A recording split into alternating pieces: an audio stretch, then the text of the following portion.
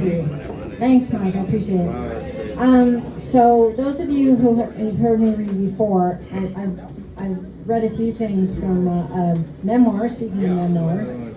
I know what you mean by it. It feels kind of like narcissistic, right? But I think if the end of the world is coming, we want to leave records of our, our lives. I'm really not that doom and gloom. I'm just feeling a little bit tired. So this is from a memoir I'm working on.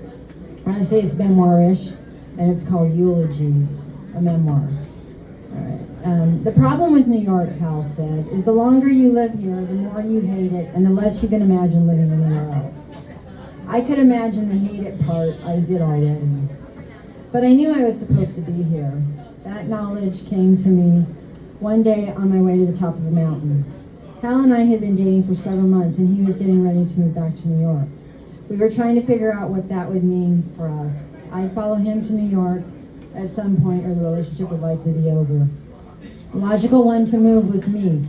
He loved New York. He'd only moved to San Francisco because his ex-wife had insisted. I'd grown up in the Bay Area, but I had no great love for the place. My job was a dead end, and I'd been wanting a change for a while. But New York? I lived on the East Coast before, 5 years in Boston. New York, however, was another story. Besides how there was nothing drawing me there. And we hadn't known each other that long. What if I picked up and moved and things didn't work out between us? According to certain people, the making of this type of life-defining decision requires a strenuous backpacking trip to the top of a mountain. Along with my regular full-time job, I've been doing some bookkeeping on the side for a woman who ran wilderness trips for women. While bartering for a camping and hiking trip in Canyonlands National Park, which is fucking awesome, by the way, if you have a chance to go there, it's gorgeous. She suggested that I go on her most challenging trip, a 6-day backpacking trek to the peak of Mount Whitney. I think my response when she first brought it up was something along the lines of, "Are you insane?" I'd done plenty of hiking, camping, and such, but I'd never been backpacking, let alone to the top of the highest point in the lower 48. She explained that when she had a major decision to make, she found it helpful to give herself a big physical challenge to clear the path. She also commented that I was in good shape and that I had 6 weeks to train before the trip. 2 things about me: I'm incredibly lazy and incredibly stubborn. I'll take forever to make a decision, but once I do it.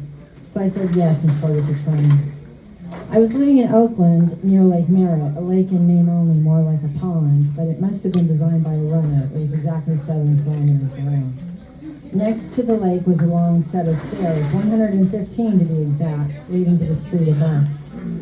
I would jog around the lake, then do the stairs. By the time of the trip, I could do 10 sets in 30 minutes.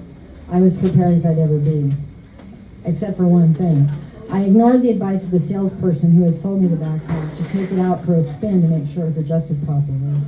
So day 2, relatively easy, followed day 1, relatively not easy. But while my legs and lungs were managing fine, my back was screaming in pain.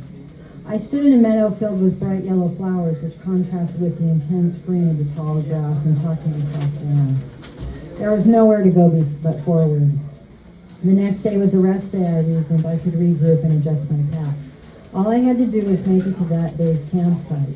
And breaking down even more, I didn't even need to worry about that, I lied to myself. Just make it as far as the next outcropping of rocks. Just that far. I could make it that far. Then I could give up. I continued like that for the rest of the day, making it to the next spot I'd chosen and the next, until the next spot was that day's camp.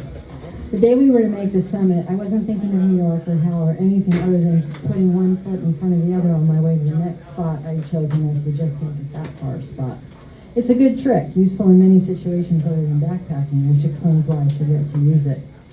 About 2 hours away from the summit, a sudden knowing happened. I'm not trying to be mystical, that's what it was, a knowing.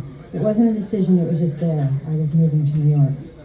The next day, heading down the other side of the mountain, something else was just there, a weird cramping in my right foot.